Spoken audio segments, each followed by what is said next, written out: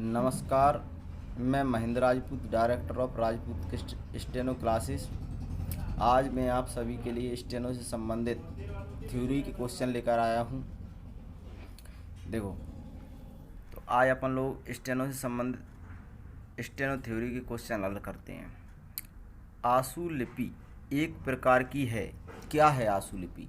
संकेत लिपि, हस्तलिपि, ब्रेल लिपि के इनमें से कोई नहीं। तो देखो भाइयों, आशु लिपि एक प्रकार की संकेत लिपि है। आगे चलते हैं। आशु लिपि को दर्शाने के लिए इनका प्रयोग किया जाता है। मतलब आशु लिपि को दर्शाने के लिए किस चीज़ का प्रयोग किया जाता है? वर्णमाला का, ज्यामितीय प्रारूप का, के ए और बी इनमें से कोई नहीं।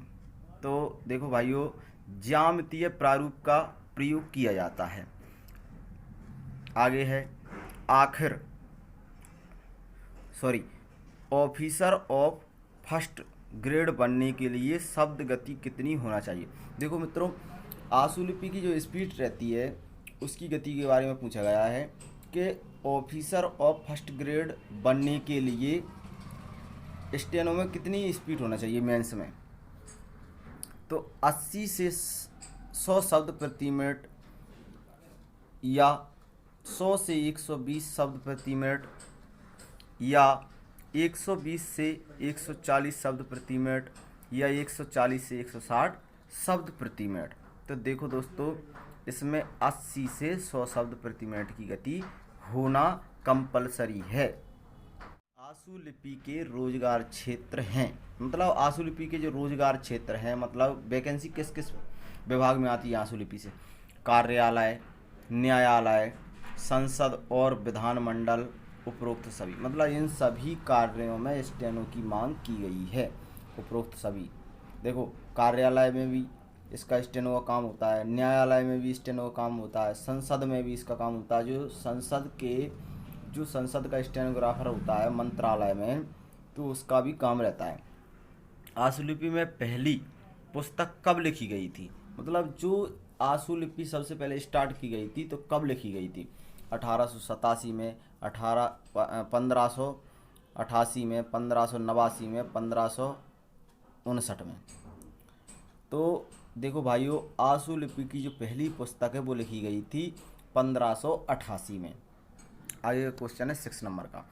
हिंदुस्तानी शॉर्ट हैंड एवं हिंदी टाइपराइटर कमेटी का गठन कब हुआ?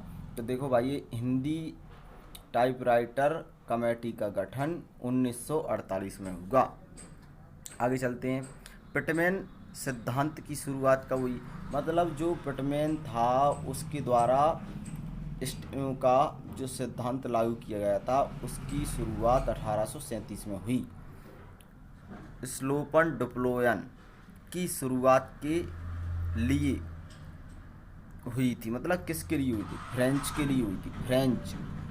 फिर हल्की रेखा से लिखे जाने वाले व्यंजन हैं का, खा और भी हैं। मतलब आदि, अपन आदि भी कह सकते हैं क्योंकि आगे भी आते हैं। का, खा।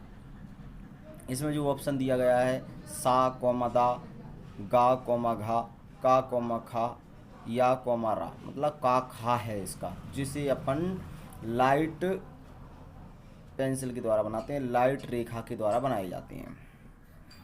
ध्वनि के आधार पर आशु लिपि लिखने का प्रयोग पहली बार जॉन बिलिस की प्रकाशित पद्धति एन आर्ट ऑफ स्टेनोग्राफी में किस ईस्वी में किया गया? तो देखो दोस्तों, इसमें क्या लिखा गया है? ध्वनि के आधार पर आशु लिपि लिखने का प्रयोग पहली बार जॉन लिपिक की प्रकाशित पद्धति एन आर्ट ऑफ स्टेनोग्राफी में 1602 ईस्वी में किया गया। फ्रांस के डुप्लोयम और इंग्लैंड के स्लोयन मार्केक दो व्यक्तियों ने लगभग एक समान आशुलिपि पद्धति लिखी, जिसे किस नाम से पुकारा जाता है? स्लोयन पद्धति या डिप्लोयन पद्धति, या स्लोयन एंड डिप्लोयन। मतलब स्लोयन एंड डिप्लोयन दोनों नाम से पुकारा जाता है। जॉन रॉबर्ट द्वारा 1888 ईस्वी में हल्की रेखाओं के आधार पर लिखी जाने वाली पद्धति किस नाम से प्रकाशित हुई है। देखो दोस्तों, इसके द्वारा जो पद्धति लिखी गई है वो उसका नाम है ग्रेंग पद्धति। आगे चलते हैं। भारत में पिटमैन शॉर्ट हैंड का विधित प्रशिक्षण मद्रास में पहली बार कौन से ईस्वी में हुआ। भारत में पिटमैन शॉर्ट हैंड का सबसे पहले कहाँ पे हुआ, मद्रास में, लेकिन कौन सी ईस्वी में हुआ, 1884 ईस्वी में। हिंदी आशुलिपि निष्काम प्रणाली का प्रकाशन किस सन में हुआ, 1907 में। हिंदी आशुलिपि अक्षर प्रकाश का प्रकाशन किस सन में हुआ, 1931 में।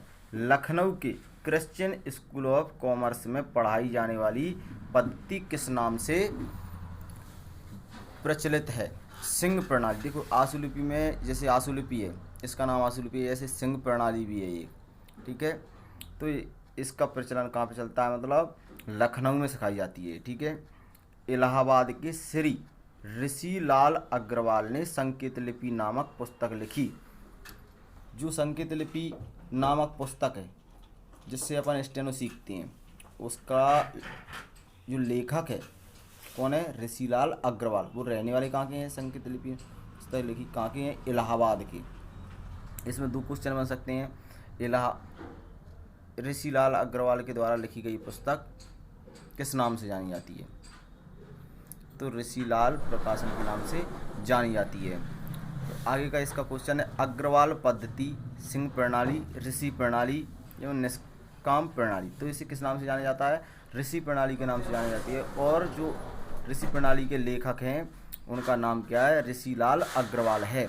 सन 1948 में आशुलिपि की कुछ पुस्तकें लिखी गई जो पिटमैन पद्धति से भिन्न थीं, उनके नाम क्या हैं, हिंदी आशुलिपि, खन्ना प्रणाली या वर्धा प्रणाली, ए और बी। मतलब उनके नाम क्या है, हिंदी आशुलिपि और खन्ना प्रणाली हैं।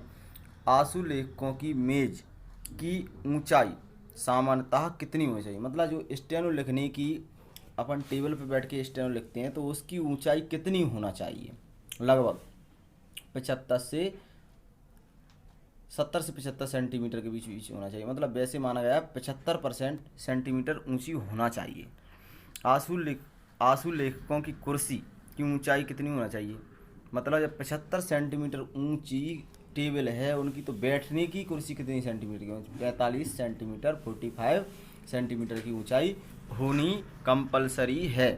एक कुशल आशुलिपिक की शरीर और नोटबुक के बीच कम से कम कितने इंच की दूरी होना चाहिए, 4 से 6 इंच की दूरी होनी चाहिए। जैसे अपन लिखने का जो तरीका रहता है ऐसे बैठ के, तो इतनी इंच की दूरी होना कंपलसरी है।